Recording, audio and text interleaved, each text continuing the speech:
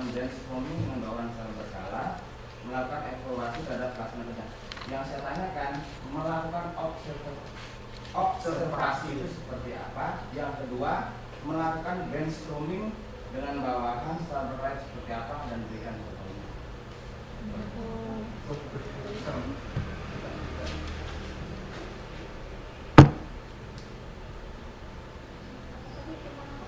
Observasi itu kalau bacanya pelatihan sosialisasi ya. Beda. Observasi itu Ini yang tadi cek kan? Cek. Tolong bisa dijelaskan. Uji coba lah, observasi ya, uji coba ya. bukan. Terjun ke lapangan, Terjun ke lapangan langsung kita Iya, iya. pengamatan langsung ke dalam lapangan. Terus yang masuk brainstorming. Brainstorming. Melakukan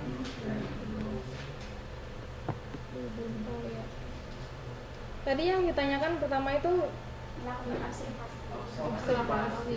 Melakukan observasi itu seperti apa?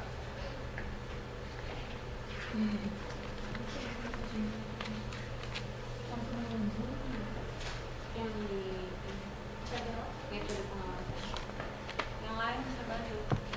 Kalau ada yang Yang lain, lain kita bantu monggo. respon Mbak Nana, Mbak Salma, Mbak Tri, Mbak Tutut.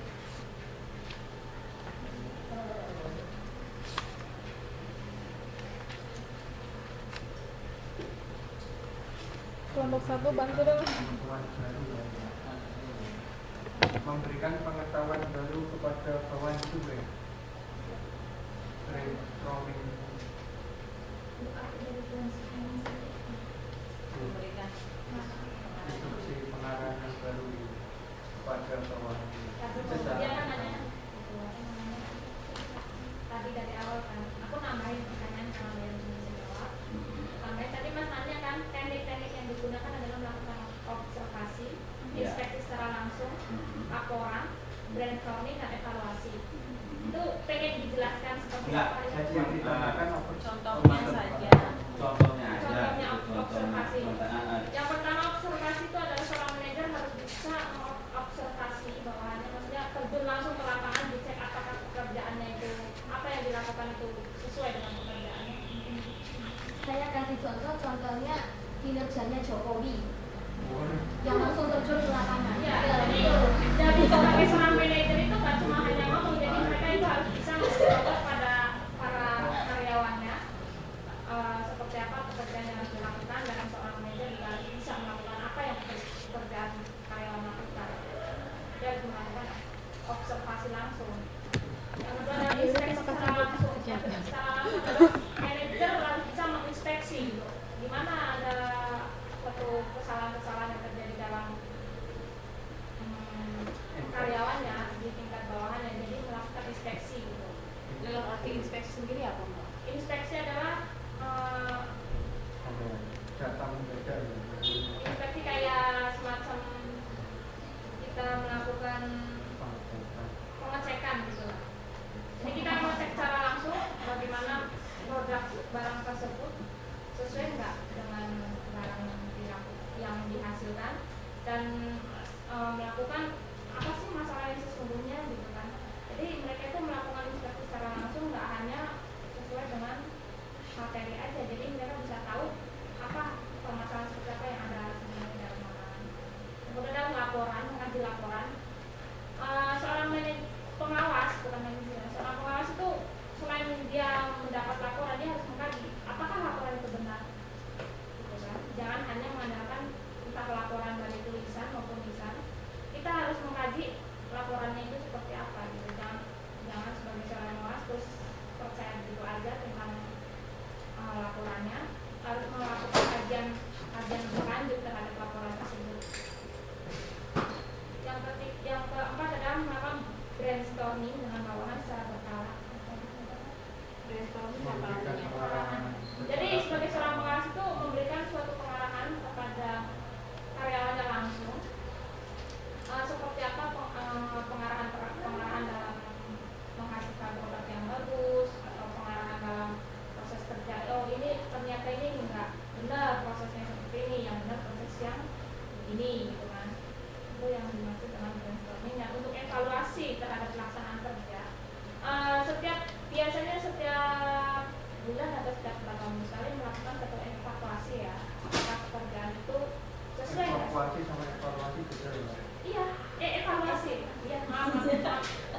Evaluasi maksudnya meninggalkan seseorang. iya. Melakukan evaluasi terhadap pelaksanaan kinerja. Berarti hasil yang mereka dapatkan, hasil yang mereka karyawan hasilkan itu sudah sesuai nggak sih sama standar produk yang dihasilkan? Itu penjelasan saya. Semoga bisa dimengerti. Ya, kalau misalkan ada Ayo, terima kasih, Bu Vera, sekarang sama Mbak Vera, secara langsung. Mas Putu bisa dipahami?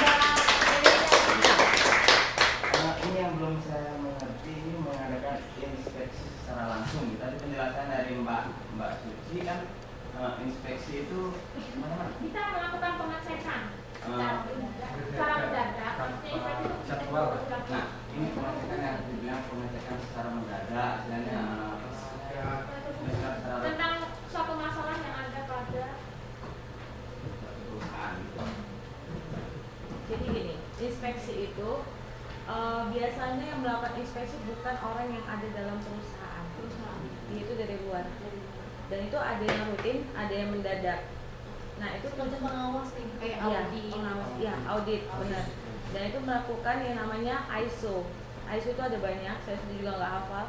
Ada yang ISO tentang karyawan, ISO tentang produknya juga, barang. Nah itu yang namanya inspeksi. Jadi secara mendadak. Sedangkan observasi itu dilakukan oleh yang ada di dalam perusahaan. Jadi dia melakukan pengawasan dan mengamati bagaimana kinerja karyawannya. Untuk brainstorming itu seorang pemimpin dia memberikan ide-ide dan pikiran yang baru kepada karyawannya untuk memecahkan suatu masalah ataupun memberikan motivasi biasanya. Karena kan kadang ada karyawan yang kinerjanya turun, yang mulai udah malas-malesan atau ada sesuatu yang membuat dia tidak fokus dalam bekerja. Jadi brainstorming itu tujuannya adalah itu. Makanya dia dilakukan secara berkala, tetap terus dilakukan untuk mengevaluasi karyawannya. Memberikan semangat gitu ya. Betul. Paham? Terima kasih.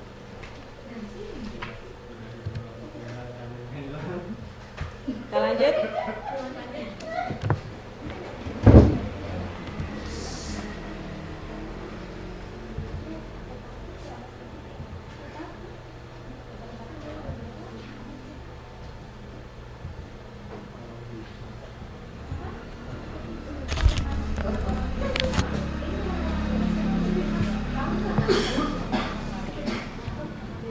Ini lanjut, apa mau saya beri komentar tentang presentasinya? boleh? Oke. Untuk kelompok 1, ini sebenarnya karena kendala dari alatnya juga. Sebenarnya saya menginginkan komunikasi presentasi yang lebih aktif. Jadi itu presentasinya bisa jalan supaya temannya fokus, nggak ada yang main-main seperti itu. Terus penguasaan materinya masih kurang. Jadi itu tolong dikuasain lagi, jadi bisa memberikan penjelasan setiap poin-poinnya karena memang benar secara keseluruhan PowerPoint teman-teman sudah bagus karena hanya berupa poin-poin saja. Tapi mungkin karena tidak memegang yang namanya buku ataupun tidak memegang nama makalah atau tidak menguasai materinya, akhirnya tidak bisa menjelaskan begitu. Terus kemudian untuk makalahnya untuk kelompok 1 sudah bagus. Itu yang namanya makalah. Jadi itu ada pendahuluan, ada tujuannya itu apa, seperti itu. Kemudian ada daftar pustakanya, itu ada. Cuman yang kurang itu lupa menaruh. Padahal pakai ini kan? Ini lupa ditaruh. Ini harus. Terus penulisan daftar pustaka itu teman-teman sudah pada tahu? Sudah kan? Nama pertama itu dibalik jadi nama kedua, gitu kan? Terus nama orang yang kedua tidak diubah. Kemudian ada tahunnya, kemudian judulnya dan penerbitnya Universitas Terbuka. Penulisannya seperti itu. Itu bisa dilihat di PowerPoint yang setiap saya buat beberapa terakhir ini ada referensinya kok. Seperti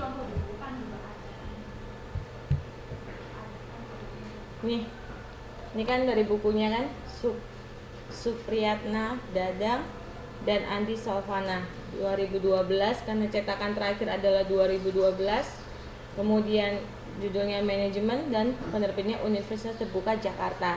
Seperti itu penulisan untuk daftar pustakanya secara Indonesia. Kalau untuk secara Taiwan bukan begini sebenarnya. Itu berbeda-beda stylenya. Kemudian untuk kelompok 2 makalahnya bisa di email saja, nggak usah dikirim. Ya, Mbak. Dan terima kasih buat presentasinya, semuanya sudah bagus, sudah berani untuk maju. Saya dulu masih S1 itu nggak berani loh untuk presentasi. Jadi itu saya salut sama teman-teman yang sudah maju untuk presentasi. Nanti kalau ada presentasi lagi, saya harap jangan orang yang sama. Iya. Jadi yang lain harus giliran, ya. Gak usah takut. Kalau ada pertanyaan akan dibantu. Kalau misalnya masih kurang jelas, saya akan bantu untuk menjelaskan semampu saya. Oke?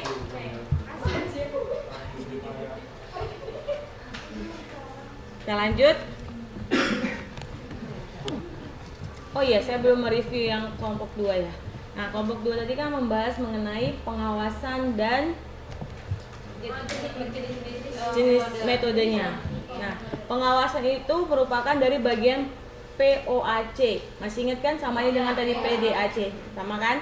Nah, itu yang bagian dari controlling. Nah, controlling itu intinya yang paling penting adalah mengontrol itu harus tepat. Tepat dari mana? Dari kualitasnya. Kemudian dari kuantitasnya. Kualitasnya apakah produknya sesuai dengan standar? Kuantitasnya apakah produknya sesuai dengan jumlah yang dibutuhkan? Kemudian waktunya, apakah waktu dalam pembuatannya itu sesuai dengan target yang ditetapkan? Itu harus diingat dari pengawasan. Untuk metodenya itu sendiri, tadi ada yang namanya kuantitatif dan non kuantitatif. Kalau non kuantitatif itu biasanya hanya secara deskriptif. Itu biasanya tergantung pengamatan atau observasi teman-teman sendiri mengamati sesuatu.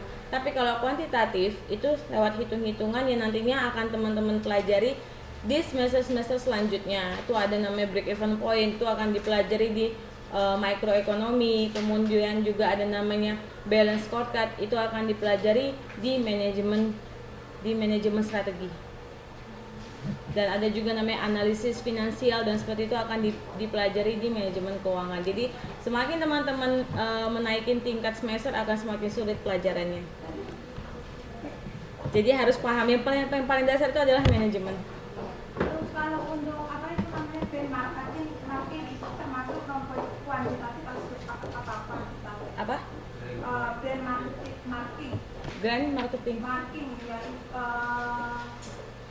proses jadi bukan metode istilahnya membandingkan antara produk kita dengan produk perusahaan lain. Jadi apakah produk kita termasuk sudah bagus atau belum? Nah, itu bisa dilakukan secara kuantitatif dan kualitatif. Kalau masuk dua-duanya, karena menilai produk bagus apa tidak itu tidak hanya melihat barangnya itu bagus, tapi melihat jumlah penjualannya atau ada komen apa namanya, komplain dari pelanggan. Nah itu.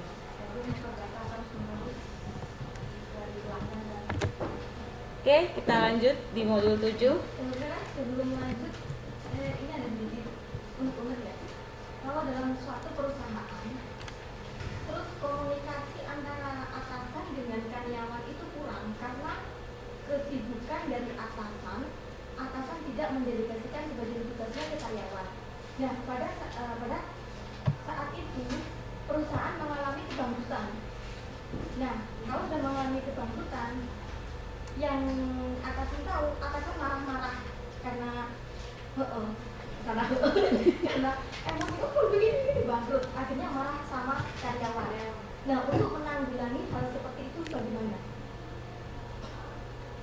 Karyawan yang dimarahin sama atasannya gitu. Atasan sampai atasan sama karyawan kurang komunikasi karena atasan itu mungkin asyik dengan kesibukan kerjaannya dan dia tidak mendelegasikan sebagian tugasnya ke karyawan.